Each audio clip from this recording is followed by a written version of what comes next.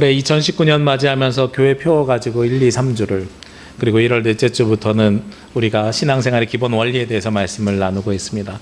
먼저 하나님 앞에 반응을 보여야 하고 그리고 그 반응의 첫 번째 모습이 주의 복음을 선포하는 선교사로서의 삶, 그리고 그 다음 주에는 우리가 그렇게 선교사로서 세상에서 삶을 살아가는데 기도하는 가운데 살아가야 되는데 하나님을 의식하는 것이 바로 기도이다 하는 말씀을 드렸습니다. 오늘은 그 다음 네 번째 시간으로요. 그렇게 기도하면서 우리가 무엇을 해야 하는가? 바로 오늘 제목처럼 봉사의 일을 행해야 합니다 하는 말씀을 전하려고 합니다. 먼저 말씀을 전하면서요. 제가 레시피 하나를 가지고 왔어요. 음식을 한다고 하면 음식을 만드는 데 들어가는 양념이나 뭐 재료들이 있잖아요. 그 레시피를 한번 들어보시고 이 레시피로 어떤 음식이 만들어지는지를 한번 생각해 보시면 좋겠는데 네. 메인 재료를 이야기하면 너무 쉬우니까요. 먼저 양념부터 알려드릴게요. 고추장 2스푼을 넣고요.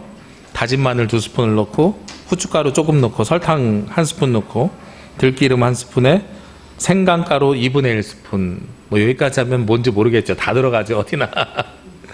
네. 여기에다가 양파 하나, 대파 2개. 여기까지도 잘 모르죠. 그런데 메인 재료가 있습니다. 김치와 돼지고기. 예, 이러면 딱 알죠, 사람들이. 김치찌개 끓이는 레시피지요. 제가 김치찌개 끓여본 적이 없어서 저희가 이렇게 넣는다는 이야기를 하는 건 아니고요. 김치찌개 몇 번 안 끓여봤어요. 끓여보긴 했는데. 그래서 말씀을 준비하면서 어떤 음식의 레시피를 갖고 오는 게 좋을까? 음식의 레시피를 가지고 말씀을 나눴으면 좋겠는데 그래서 인터넷을 검색해 봤더니 2월 달에 가장 많은 사람들이 다운받은 레시피가 이 레시피예요. 네, 사람들이 의외로 김치찌개를 맛있게 끓이고 싶어하는 욕망들이 많은가 봐요. 그래서 2월 달 다운로드 1위, 20만 명이 다운받아서 이걸 요리했는지 뭐 어쨌는지 모르겠는데 이 레시피대로 요리를 했다고 하는 자료를 확인해 봤습니다. 근데 이 음식을 만드는 원리가요, 교회를 구성하고 있는 원리, 교회에서 봉사하고 있는 이 원리하고 굉장히 맞아 떨어집니다. 말씀드렸던 것처럼 이 음식을 만드는데 김치찌개면 김치와 돼지고기 이거 딱 생각나는 거예요. 그죠? 양파와 대파 들어갈 수 있죠. 그런데 거기에 생각보다 많은 것들이 들어가 있어요. 고추장, 다진 마늘, 후춧가루, 설탕, 들기름, 생강가루. 저는 여태까지 생강가루, 들기름 이런 거 한 번도 넣어본 적 없거든요. 근데 이런 걸 넣는 것이 맛있는 레시피라고 나와 있는 거예요. 넣는 순서는 어떤 건지 모르겠습니다. 그것까지 아직 자세히 보지 않아서요. 제 개인적인 경험을 말씀을 드리면 전임사역 처음 시작하면서요. 교회에서 사택을 만들어줘서 사택에 들어갔는데 결혼하기 전이니까 혼자 살았어요. 혼자 사는데 밥을 해 먹어야 되잖아요. 혼자 살면서 밥을 해 먹는 게 생각보다 쉽지 않은 거예요. 그래서 사택에서 밥을 하고 처음에는 어렸을 때 엄마 안 계시면 먹던 밥, 계란 후라이에다 간장 넣고 이렇게 버터 넣고 비벼가지고 이렇게 먹던 거 몇 개 먹고요. 어머니께서 주말마다 싸주신 밑반찬 갖고 먹는데 그래도 국물 하나 있었으면 좋겠다 이런 생각을 하고 있었어요. 그런데 어느 날 어머니가 저희 집에 딱 왔다가 가시더니 마트에서 장을 보시고서 된장찌개 재료들을 한 팩에다가 다 넣어서 냉동실에 가득 채워놓고 가셨어요. 그래서 요거 그대로 넣으면 끓이기만 하면 된다. 이래서 한 달 버텼거든요. 그리고 나서 그 다음엔 또 뭘 먹어야 되는데 이러고 있는데 선배 목사님이 와서 말씀하시기를 아니 이 목사 김치찌개도 하나 안 끓여봤어 이러시는 거예요. 그래서 안 끓여봤는데요 그랬더니 여기 김치 많네. 김치찌개 끓이면 되지 하면서 끓여주는 거예요. 근데 어떻게 끓이냐면 김치 반 잘라서 넣고 물 넣고 참치 한 캔 딱 넣고 끝났어요. 근데 그때만 해도 그게 제가 굉장히 맛있었던 거예요. 다른 걸 넣어본 적도 없고 식당이랑 좀 차이가 있지만 그래도 내가 만든 것 치고는 먹을만해 하면서 그렇게 김치찌개를 끓여서 먹었거든요. 그러고 있다가 이제 청년부에 제가 수련회를 갔습니다. 청년부에 수련회를 갔는데 그래도 집에서 끓여본 자신감이 있어서 아이들이 아침에 자고 있길래 그럼 내가 김치찌개를 끓여주마. 그리고선 김치찌개를 한 20인분을 했어요. 그랬는데 문제가 하나 생겼어요. 아침밥을 먹는 청년들의 반응이 목사님 테이블마다 하나씩 있는 거 보니까 찌개인 듯 하나 국물 맛은 김치국에 가깝습니다. 이렇게 이야기를 하는 거예요. 제가 20인분을 끓여본 적이 없어가지고 물량이랑 이런 건 못 맞췄고요. 아까 말씀드린 대로 제가 끓이는 김치찌개 모습이 어땠어요? 김치와 참치 끝 이거였잖아요. 그래서 먹고 나서 평가가 이건 네 맛도 아니야 내 맛도 아니야 이런 평가를 제가 받았던 기억이 납니다. 맛있는 음식을 만들기 위해서는요. 보이지 않는 양념들이 들어가요. 그리고 그 양념들은 대부분 다 녹아서 사라집니다. 물론 그 양념을 만드는 사람에 따라서 어떤 사람들은 고추장을 넣기도 하고 안 넣는 사람도 있고요. 들기름으로 김치를 볶는 사람도 있고 볶지 않는 사람도 있습니다. 사람마다 들어가는 재료들이 달라요. 그리고 자기만의 비장의 카드라고 하는 레시피가 있겠지요. 그런데 이게 무엇과 닮아 있냐면 교회의 모습과 닮아 있는 거예요. 김치찌개의 가장 핵심적인 것이 무엇입니까? 김치지요. 김치고 돼지고기를 넣을 거냐 참치를 넣을 거냐 뭘 넣을 거냐 하는 것이 그 다음이고, 그 다음에는 어떤 양념을 넣을 거냐 하는 거예요. 교회에도 가장 중요한 핵심 메인 재료를 요리에서 뽑으라 그러면 하나님 앞에 드리는 예배입니다. 근데 예배만으로 교회가 존재하느냐, 김치만으로 김치찌개가 존재하느냐? 아니에요. 김치에 물 넣고 끓이면 네 맛도 내 맛도 아니에요. 그렇죠? 예배만 있는 교회는 교회가 아닙니다. 거기에다가 뭐가 덧붙여져야 돼요? 아까 말씀드렸던 것처럼 저는 잘 모르니까 이제 초짜니까 뭘 집어넣었어요? 참치 한 캔 넣고 끝냈는데요. 나중에 조금 더 실력이 늘은 다음에는 그래도 마늘도 조금 넣고 파도 썰어 넣고 양파도 넣고 이런 재료들을 조금씩 넣기 시작하더란 말이에요. 교회가 성장해가고 교회가 틀을 갖춰 나갈수록 음식의 재료들이 늘어나는 것처럼 우리도 그만큼 그 맛을 잘 내기 위해서 필요한 것들이 많아지더란 말이죠. 오늘 성경에서 이야기할 때 봉사일을 하게 하라고 그러면서 시작은 어디로부터 시작하냐면 7절 말씀에 하나님께서 우리에게 은사를 주셨으므로 시작을 합니다. 오늘 7절 말씀에 보면 우리 각 사람에게 그리스도의 선물의 분량대로 은혜를 주셨나니 하고 말씀하고 있어요. 예수님께서 그리스도의 선물의 분량대로 우리에게 은혜를 주셨대요. 이 은혜란 말은 카리스라는 말인데 은사라는 말로도 번역할 수가 있습니다. 그러니까 하나님께서 우리에게 주신 은혜가 우리에게 무엇이냐? 은사라는 거예요. 이게 은사로 번역되는 것이 더 좋겠다 하는 개인적인 마음을 갖고 있는데, 그것은 그 뒤에 있는 8절과 9절 말씀을 보면 더욱더 명확하게 은사임을 알 수가 있습니다. 8절에 보니까요, 그러므로 이르기를 그가 위로 올라가실 때 사로잡혔던 자들을 사로잡으시고 사람들에게 선물을 주셨다. 그가 누구일까요? 예수 그리스도가 위로 올라가시면서요, 세상에 사로잡혔던 사람들에게 선물을 주셨는데, 여기까지만 보면 은혜를 받은 것처럼 보여요. 그렇죠? 우리가 죄 가운데 있었는데 하나님의 은혜를 받아서 이렇게 보이는데, 그 다음에 9절에 보니까요, 올라가셨다 하였은즉 땅 아래 낮은 곳으로 내리셨던 것이 아니면 무엇이냐. 즉 예수 그리스도께서 땅 아래 낮은 곳으로 내려왔다가 올라가신 것이 아니면 무엇이냐 하면서 10절에 이어서 내리셨던 그가 곧 모든 하늘 위로 오르신 자니 이는 만물을 충만하게 하려 하심이라. 하나님께서 우리에게 은혜를 주셨는데 그 은혜가 무엇 때문에 주셨다고요? 만물을 충만하게 하려고 우리에게 은혜를 주셨다고요. 은혜를 주신 분은 누구입니까? 하늘로부터 내려왔다가 올라가신 분, 즉 이 땅에 오셔서 십자가에 달려 죽으시고 부활하시고 승천하신 분이 우리에게 각 사람의 분량대로 은혜를 주셨는데, 은혜를 주신 이유가 만물을 충만하게 하기 위해서 주셨다 하는 것입니다. 자, 그러면 그 과정을 봐왔으니까 우리가 예수님께서 우리에게 주신 말씀을 기억해 보자고요. 예수님께서 이 땅에 오셨어요. 오셔가지고 그 공생의 사역을 잘 감당하시고 예수님의 제자들을 만드셨어요. 그리고선 십자가에 달려 죽으셨어요. 부활하심을 통해서 우리에게 영생을 주셨단 말이에요. 그리고 사도행전에 보니까 1장 8절에 하늘로 올라가면서 오직 성령이 너희에게 임하시면 하면서 우리에게 사명을 주셨잖아요. 주님께서 우리에게 사명을 주셨다는 거예요. 그러니까 은사를 주신 게 아니라 제자를 사도로 바꿔주시면서, 은혜가 아니라 단지 내가 하나님으로부터 구원받은 은혜, 여기에서 머물러 있는 것이 아니고요, 내가 그 은혜를 선물로 받음을 통해서 은사가 되어서 어떻게 세상 사람들을 충만하게 하는, 세상 사람들의 만물을 충만하게 하는 사도로 부르심을 받았다는 거죠.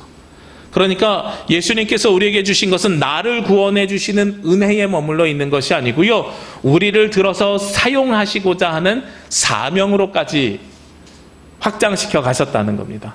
그러니까 이 은혜는 내가 구원받았습니다 하는 은혜에서 끝나는 것이 아니라 하나님께서 그 은혜를 더하기 위해서 나에게 사명을 주시고 은사를 주셨다. 역할을 감당할 수 있도록 역할을 주셨다 하는 거죠. 예수님께서 이 땅에 더 이상 이 땅에서 사역을 하지 않으시니까 예수님 대신에 이 땅에 사역할 사람이 필요했던 거예요. 그래서 우리에게 은사를 주셨고, 그리고 그 은사를 가지고 우리가 이 땅에서 예수님을 섬겨가는데, 예수님만을 섬기는 것이 아니라 만물을 충만한 데까지 이룰 수 있도록 우리가 쓰임받는 것이다 하는 겁니다. 우리가 쓰임받는 사람이라는 거예요. 이것이 가장 오늘 말씀의 기본적으로 전제가 되는 말씀입니다. 우리가 2주 전에 찬양을 하나 나눴었죠. 살아낸 만큼, 사랑한 만큼. 그 가사의 시작이 보면 어떻게 시작하는지 기억하시니까? 주님을 만난 자 새로이 눈뜨고 주님을 아는 자 그 말씀 들으리. 주님을 따르는 자 어느 곳에 있든지 주의 말씀을 단대히 선포하리라. 우리가 선교에 대한 말씀을 나누면서 이 찬양의 가사를 나눴잖아요. 예수님을 만나면은요, 우리가 변화돼요. 그건 내가 변화되는 거죠. 그런데 예수님을 알게 됐어요. 만나서 변화되고 알게 됐으면 그 다음에 예수님의 음성을, 말씀을 들으려고 하는 거예요. 여기 오신 분들 예수님의 말씀을 들으려고 오셨잖아요. 그리고 나서 우리가 예수님을 따르기로 결단하고 결정하면 하나님께서 우리에게 무엇을 주십니까? 사명을 주시고 그 사명이 은사 가운데서 나타나게 되는 거예요. 그래서 그 사명을 받아서 우리가 어느 곳에 있든지 주님을 담대히 선포하는 자들로 되는 거죠. 오늘 주신 말씀처럼 만물을 충만하게 이르는 도구로 하나님께서 우리를 사용하고 싶다 하는 말씀입니다. 그래서 하나님께서 우리를 하나님의 도구로 사용하기 위해서 우리에게 은사를 주셨습니다. 그래서 이 은사를 받았는데요, 칼빈이라는 종교개혁자가 이런 이야기를 해요. 은사를 고려할 때 가장 먼저 생각해야 될 것은 받은 은사의 양적 분량이 아니라 은사를 주신 분의 의도를 알며 그 안에서 은사를 어떻게 활용해야 하는가 하는 점이다. 그러니까 우리가 은사를 받았는데 내가 얼마나 많은 은사를 받았는가 여기에 초점을 맞추는 게 아니라 하나님께서 나를 통해서 무엇을 하고자 하시는가에 초점을 맞춰야 된다는 거예요. 오늘 말씀해 보니까 분명하죠. 만물을 충만한 데 이르기 위해서 하나님께서 우리에게 은사를 주셨다는 것. 그래서 우리가 무엇을 섬겨가야 돼요? 하나님의 몸된 교회를 섬겨가야 된다 하고 말씀하고 있습니다. 이렇게 하나님께서 우리에게 은사를 주셨는데요, 그 은사를 어떻게 주셨느냐? 오늘 11절 말씀에 그가 어떤 사람은 사도로, 어떤 사람은 선지자로, 어떤 사람은 복음 전하는 자로, 어떤 사람은 목사와 교사를 삼으셨으니 하고 말씀하고 있어요. 하나님께서 우리에게 은사를 주셨는데 그 은사의 모양이 다 다르다는 거예요. 다 다르기 때문에 우리가 그 사명을 감당하는 모양도 모습도 다르고 그 크기가 다 다르다는 거죠. 제가 시작할 때 레시피를 말씀드렸죠. 김치찌개를 끓이는데 가장 중요한 것이 무엇입니까? 김치이죠, 김치. 김치가 가장 중요하니까 전국에서 가장 맛있는 김치 5개를 모아요. 그걸 끓이면 맛있는 김치찌개가 됩니까? 그것만으로는 절대로 김치찌개가 이루어지지 않죠. 김치찌개가 완성이 되는 건 고기도 넣어야 되고 많은 양념들도 넣어야 그것이 이루어지는 거거든요. 그리고 그 양념들마다 하는 역할과 모양과 모습이 다 다르더란 말이에요. 제가 한 3년 전인가요? 명절인데 이제 육지에 안 가는 목회자들이 명절에 주로 제주에서 잘 모입니다. 제가 지난 설에는 육지에 다녀와서 안 모였는데 한 3년 전에 목사님들이 연락하시면서 우리 이 목사님 부임하고 남부교회에서 한 번도 안 모였으니 이번 명절에는 이 목사님 댁에서 모입시다. 그래서 고민이 시작이 됐어요. 명절 음식을 뭘 해야 되는지. 사람들이 많이 오니까요. 그래서 그러시죠 하고서 이렇게 생각을 해봤는데 고민을 하니까 우리 이제 종달교에 계셨던 이재성 목사님이나 김대영 목사님이 그냥 고기 구우면 돼요. 거기 옥상에서 고기 구우면 좋겠던데 이러셔가지고 알겠습니다. 고기 굽기로 했어요. 고기 굽기로 했는데 고기만 구우면 이렇게 좀 느끼할 것 같은 거예요. 그래서 내가 그러면 김치찌개 같은 걸 하나 끓여야 되겠다.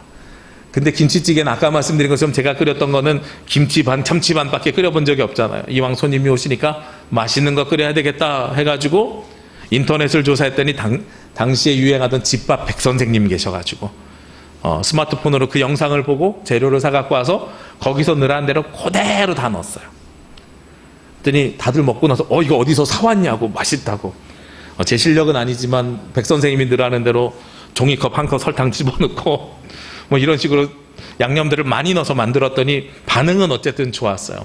근데 그 집밥 백선생 보면서 제가 깨닫고 경험한 것이 하나 있는데요. 그런 설명을 하는 거예요. 묵은지에 쿰쿰한 냄새가 나지 않게 하는 방법이 뭔지 아세요? 기름을 넣는 겁니다. 그래서 돼지고기를 넣어도 좋고요, 목살을 넣어도 좋고요, 비계가 많은 거 그대로 넣어도 좋습니다. 그러면 그게 중화간에서 묵은지의 쿰쿰함이 사라집니다. 그때 처음 알은 거예요. 그래서 참치를 넣을 때도 참치 기름 너무 쪽 빼지 마시고 조금 섞어서 넣으세요. 이 얘기를 하시는 거예요. 그리고 고기가 없으면 어떻게 넣으면 되냐면 기름에다 볶으세요. 그러면 묵은지의 쿰쿰함이 없어집니다. 아, 음식에 이런 원리가 있구나 하는 걸 처음 알았어요. 우리 어머니들은 감각적으로 그것을 배워서 하는 게 아니라 감각적으로 알아오셨는데, 아, 그렇구나, 그런 원리로 음식을 하는 거구나, 음식에도 다 이유가 있구나 하는 걸 알았어요. 그러니까 김치찌개를 만들 때 김치 5개 모은다고 해서 이게 맛있어지는 게 아니라 김치하고 기름기가 있는 고기류가 들어가는 게 맛있는 거예요. 그리고 거기서만 끝나는 게 아니죠. 그런데 고기에 또 잡내 나죠? 이러면서. 그러면 마늘을 조금 넣으면 돼요. 생강가루 넣으면 그 잡내까지 싹 없어져요. 아, 그렇구나. 양념에서 뭐를 집어넣고 뭐를 집어넣는 것이 그냥 많이 넣으면 양념이 좋은 것이다 이렇게 생각하는 게 아니라 이것이 다 이유가 있고 또 서로 우리가 싫어하는 맛들을 상쇄시켜주면서 최고의 맛을 만들어 가는구나 하는 걸 알게 됐어요. 마찬가지죠. 김치찌개 메인이 김치면 교회에 가장 중요한 것은 예배입니다. 이 예배가 온전하기 위해서는 예배만 존재해서 되는 게 아니라는 거 말씀드렸죠. 거기에 무엇이 필요합니까? 고기는 고기의 역할대로, 마늘은 마늘의 역할대로, 생강은 생강의 역할대로 각자의 역할들이 충분하게 녹아져 있어야 최고의 맛을 내는 것처럼 우리가 하나님 앞에 나와서 이 교회 공동체를 이루어가는데 각자의 역할들을 감당할 때 이것이 최고의 예배로 만들어져 가는 거예요. 그래서 여기 재료를 제가 보다 보니까요, 우리 눈에 보이는 재료가 있고 보이지 않는 재료가 있어요. 고기나 김치, 양파, 대파 눈에 보이는 재료예요. 그런데 뭐 고추장, 마늘, 소금, 뭐 설탕 이런 거는 녹아서 없어지는 재료예요. 교회도 딱 그렇더라고요. 우리가 하나님 앞에 예배하는데 눈에 보이는 사역이 있어요. 그런데 이것만 가지고 이루어지지 않아요. 보이지 않는 사역들이 함께해야 이 모든 것들이 이루어지는 거예요. 제가 너무나도 감사한 것 중에 하나는 올해도 또 이렇게 청소사역부터 해서 보이지 않는 곳에서 하는 많은 것들을 작정해 주시고 헌신해 주시는 것에 너무 감사를 드립니다. 우리 성도님들이요, 이런 일들을 참 잘 해주시는 게 너무나도 기쁘고 감사해요. 우리가 하나님 앞에 나와서 하는 이 모든 작은 일들 하나하나가 사람들의 눈에 보이지 않지만, 우리 오시는 분들 보면 새벽에도 오시고 토요일날 오전에도 오시고 본인들 시간 될 때 오시는데 정말로 보이지 않는 곳에서 수고하고 헌신하고 가시거든요.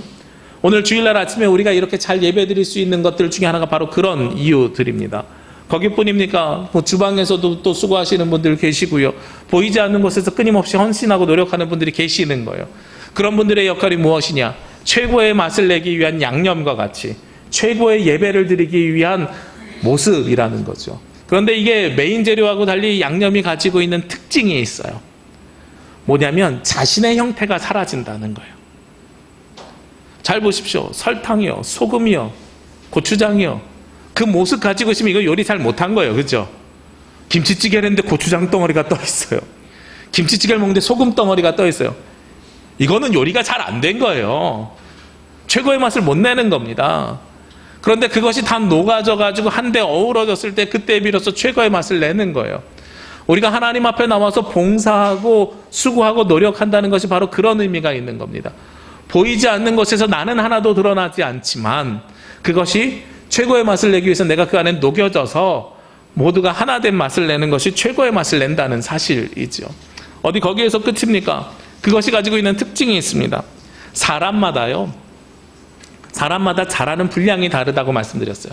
아까 말씀드린 것처럼 칼빈의 예를 들으면서 제가 그 분량이 중요한 것이 아니라 그 만드신 분의 목적이 중요하다고 말씀드렸잖아요. 우리가 만약에요, 분량을 가지고 생각해 본다고 가정해 보십시다. 그래서 이 양념의 분량이 많을수록 좋을까요? 많을수록 좋은 것입니까? 아니죠. 설탕 4숟가락 너무 달죠. 소금 4숟가락 짜서 못 먹죠.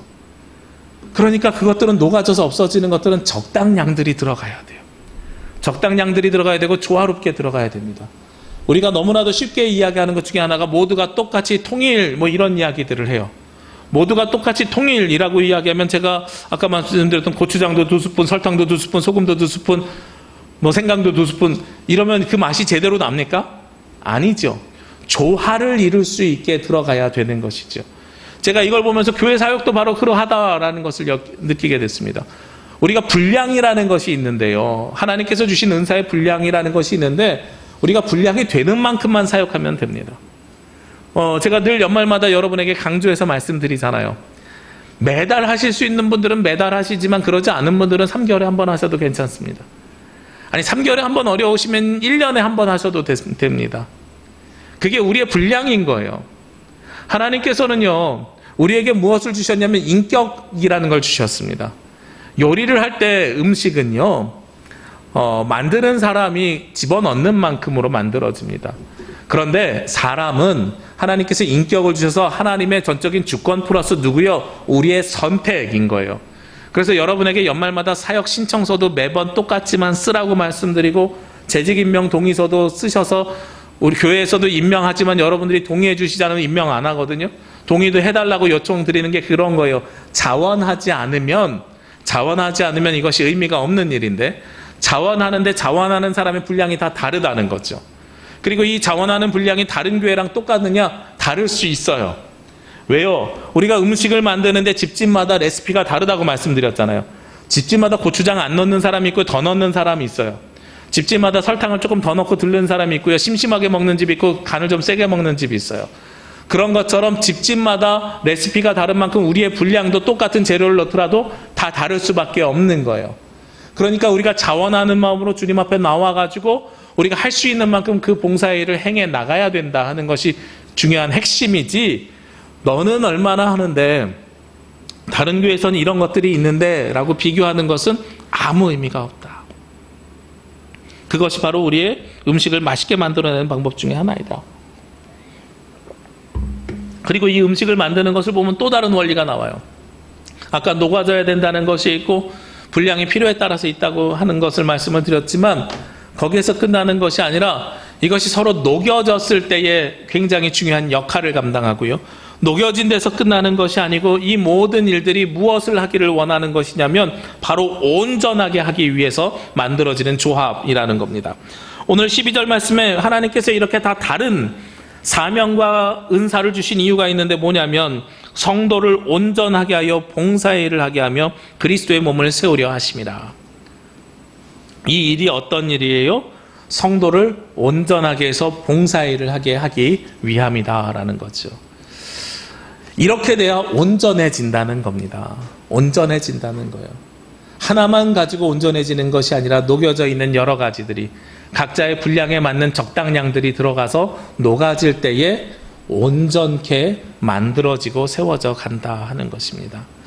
제가 봉사의 일은 어떤 일이라고 말씀드렸습니까? 세상을 향해서 나아가는 것은 선교요, 교회 안에서 섬기는 것이 봉사의 일이라고 말씀을 드렸습니다.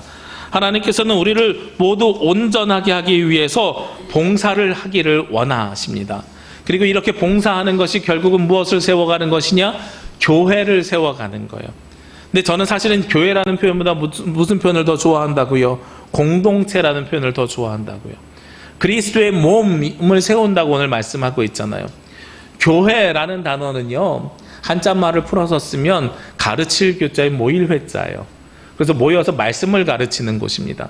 이어령 교수님의 책에 보면 한국교회에 가장 큰 문제가 있는 것 중에, 한국교회가 아니고 죄송합니다. 한국교육에 가장 큰 문제가 있는 것은 명칭 때문이다.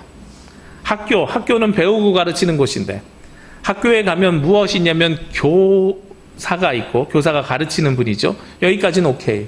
그런데 교사가 어디에서 가르쳐요? 교실에서 가르치죠. 교실은 가르치는 곳이에요. 배우는 곳이 아니에요.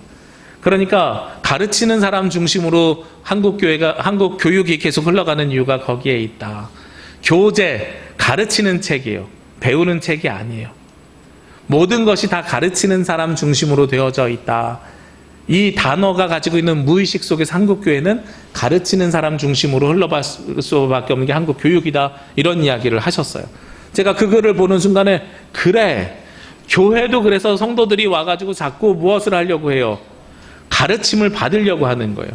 교회가 가르치는 곳이고 말씀을 배우고 말씀을 들으면 거기서 끝나려고 해요. 그런데 아까 제가 살아낸 만큼 사랑한 만큼이란 찬양 말씀드렸잖아요. 예수님을 만난 자 새로이 눈뜨고 예수님을 아는 자 그 말씀을 들어요. 여기까지는 교회, 우리가 생각하는 교회예요. 그런데 그 다음 단계는요. 예수님을 따르기로 결단한 사람은 어떻게 해요?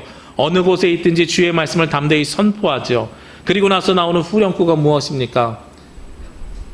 우리가 살아낸 만큼 자유를 얻으리. 예수의 뜻대로 살아낸 만큼 자유를 얻으리. 살아낸 만큼 우리가 삶을 어떻게 해야 된다고요? 살아내야 된다고요. 그리고 예수의 마음으로 사랑한 만큼 평안을 얻으리, 사랑한 만큼 주님의 마음으로 사랑해야 된다고요. 이것이 무슨 뜻이에요?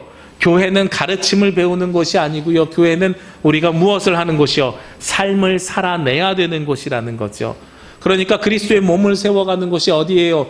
교회라는 표현보다 그래서 공동체, 우리가 함께 모여서 한 몸을 이루어서 예수 그리스도의 몸을 세워가는 곳, 이것이 바로 교회의 본질인 거예요. 그리고 그러기 위해서는 우리가 무슨 일을 하라고요? 주님께서 주시는 봉사의 일을 행해 나가라 하고 오늘 말씀하고 있습니다. 그것이 바로 우리가 행해야 되는 일들이지요. 요즘 수요일 날마다 목사님들이 모여가지고 성경 공부하는데요, 화제가 되는 TV 프로그램이 하나가 있어요. 바로 백종원, 아까 얘기했던 집밥백 선생님 했던 백종원 씨가 하는 골목식당이에요. 그 골목식당을 보니까 이게 목회에 그대로 적용이 되더라고요. 무슨 이야기냐면, 골목식당 목사님들이 하도 말씀하셔서 제가 방송을 몇 개를 챙겨봤더니 죽어가는 골목을 살리기 위해서 굉장히 수고하고 노력하더라고요. 그런데 모든 식당이 다 살아나지는 않을 것 같아요. 그런데 거기에서 기본적으로 이야기하는 철학이 있어요. 좋은 음식을 좋은 재료들로 청결하게 해서 잘 전달해 주는 것. 그래서 음식을 사람을 위해서 만드는 것이 가장 중요하다 하는 거죠. 교회도 마찬가지입니다. 우리가 김치찌개를 만드는 이유도 먹는 사람들이 잘 만들기를 원하는 마음으로 만드는 거잖아요. 그런데 거기에서 끝나는 것이 아니라 그것을 잘 만들어 가지고요, 무엇이 살아나야 되냐면 사람이 살아나야 됩니다. 오늘 말씀 길어서 읽진 않았습니다만 그 뒤에요, 그리스도의 몸을 세워가는 이유가 있어요. 13절 말씀에 보면 우리가 다 하나님의 아들을 믿는 것과 아는 일에 하나가 되어 온전한 사람을 이루어 그리스도의 장성한 분량이 충만한 데까지 이르리니 하고 말씀하고 있습니다. 우리가 교회에서 하나님께서 주신 은사를 가지고 봉사해 가는 과정이 무엇입니까? 봉사해 가는 과정이 그리스도의 장성한 분량대로 우리가 충만하게 되기 위함입니다. 우리가 성장하기 위함이고요, 하나님의 모습에, 예수 그리스도의 모습에 가까워지기 위함이에요. 그렇다고 우리가 예수 그리스도가 될 수가 없어요. 그렇죠? 우리가 예수 그리스도라고 이야기하는 사람은 어떤 사람입니까? 이단 교주들밖에 없어요. 우리가 예수님의 모습을 100% 닮을 수 없습니다. 그래서 예수님께서 우리에게 역할을 구별해서 주시는 겁니다. 어떤 사람은 교사, 사도, 선지자로 구별해 주시는 게, 예수님은 모든 역할을 감당하셨지만 우리가 예수님처럼 모든 역할을 감당할 수 없기 때문에 할 수 있는 것들을 은혜의 선물로 우리에게 역할을 나눠 주시는 거예요.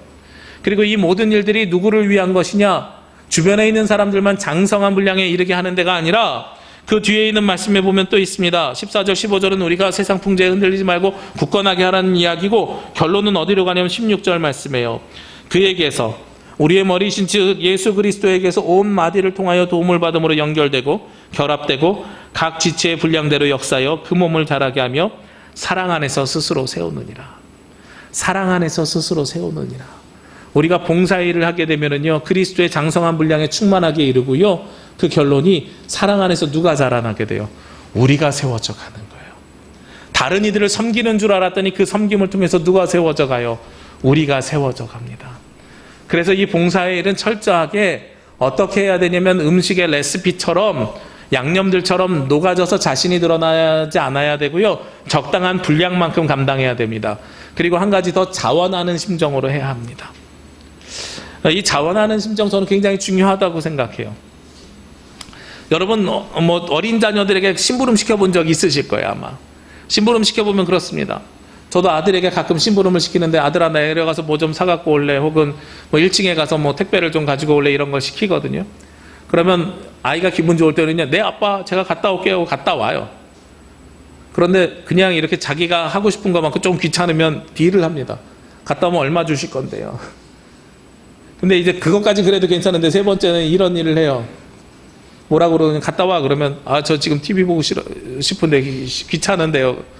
귀찮은데요 그러면 아빠가 보통 어떤 표현을 써요? 몽둥이 들고, 혼나고 갔다 올래, 그냥 갔다 올래? 그러면 이제 투덜대면서 입 쭉 나와가지고 네 갔다 올게 하고 갔다 오는 거죠. 자, 자원해서 갔다 오면 어떻습니까? 아버지의 마음이 기쁘죠. 기쁘니까 뭐라 그래요? 야, 잔돈 너 가져. 그런데 두 번째로요, 얼마 주실래요? 이러면은 기분이 썩 좋지는 않죠. 그래도 갔다 오면 그래 얼마 줄게 500원 줄게 뭐 이렇게 주기도 합니다. 근데 맨 마지막은요. 혼나고 갔다 올래? 그냥 갔다 올래? 갔다 온 사람도 기분이 별로고 시킨 사람도 별로죠. 하나님과 우리와의 관계가 아버지와 아들의 관계잖아요. 예수 그리스도로 말미암아서 우리가 하나님의 백성에서 자녀로 변모됐잖아요. 하나님 앞에 자원해서 우리가 봉사하는데요. 하나님께서 어떤 마음으로 우리를 기뻐하시겠습니까? 하나님께서 나에게 복 주실 줄 믿고요. 이거 뭐하고 똑같아요? 얼마 주실 건데요? 하고선 갔다 오는 심부름 하는 사람과 똑같습니다. 기분이 좋아가지고 용돈을 주실 수도 있고 안 주실 수도 있어요. 그것과 상관없이요. 목적이 뭐예요? 아버지를 기쁘게 하기 위해서 그 일을 행하면 아버지께서 후히 주시지 안 주시겠습니까? 그런데 우리는 어떻게 자꾸 봉사를 하려고 해요? 자원하는 것이 아니라 몽둥이 들고 할래 안 할래 할 때까지 우리가 버티는 게 인간의 본성이죠. 오늘 말씀에요. 하나님께서 우리에게 은혜로 선물을 주셨다 그랬어요. 다시 7절로 돌아가면 시작하는 말씀이요. 그리스도의 선물의 분량대로 은혜를 주셨다 그랬어요. 은혜를 주시는데 그 분량이 무엇으로 이야기하냐면 선물로 이야기합니다. 선물은 주고 싶은 사람이 그 양과 수치와 종류를 정하는 것입니다. 예수 그리스도께서 우리에게 은혜의 선물대로 주셨으니 우리가 불평하지 말고 주신 사명을 잘 감당해야 된다고 말씀드리는 거죠. 김치찌개 끓일 때 김치가 5개가 필요 없듯이 우리가 모두 동일한 일을 해나가는 것은 전혀 소용이 없습니다. 하나님께서 주신 그 사명을 우리가 녹아져서 자원하는 심정으로 적당한 분량만큼 행해나갈 때에 그때 비로소 최고의 멋이 나오는 거예요. 그리고 레시피는 교회마다 다릅니다. 교회마다 할 수 있는 역량이 다릅니다. 그런 것처럼 우리가 할 수 있는 사역이 달라요. 할 수 있는 것만큼만 하면 돼요. 호텔에서 내오는 최고의 음식처럼 모든 재료를 신선하게 구하면 얼마나 좋겠습니다만, 그러나 그러기에는 우리가 너무나도 지치고 힘들 수가 있는 거죠. 우리에게 주신 은혜만큼, 우리에게 주신 분량만큼 최선을 다해서 하나님의 몸된 교회를 섬겨가는 것, 그것이 봉사의 일이고 그 일을 행함을 통해서 하나님께서는 우리를 장성한 분량에 이르기를 원하시고 그 일을 행함을 통해서 우리가 스스로 성장해 나가기를 원하십니다. 우리 이 땅에서 살아가시면서요, 하나님께서 주신 봉사의 일을 행하시면서 장성의 분량에 이르시고 스스로 세워져가는 저와 여러분이, 그래서 하나님의 은혜를 충분히 받는 저와 여러분이 되시기를 주의 이름으로 기도합니다. 기도드리겠습니다. 하나님께서 오늘 은혜 가운데 저희들에게 말씀 주시고 생명 주시고 하나님께서 주시는 그 말씀에 따라 살 수 있는 기쁨과 감사와 영광을 주시니 감사합니다. 저희들 주께서 주신 이 말씀에 따라서 자원하는 심정으로 보이지 않는 곳에서 양념이 되어 헌신하며 수고하고 노력하는 귀한 성도들이 있습니다. 하나님, 그들이 장성한 분량에 이를 수 있도록 인도하여 주옵시고 하나님의 사랑 안에서 스스로 성장하며 교회의 몸된 그리스도의 몸된 교회를 세워갈 수 있도록 인도하여 주시옵소서. 저희들 그렇게 수고하고 헌신하는 귀한 성도들 하나님께서 붙들어 주시기를 원합니다. 늘 하나님의 은혜가 충만한 삶을 살아갈 수 있도록 인도하여 주시옵소서. 이 모든 말씀 예수 그리스도의 이름으로 기도합니다. 아멘.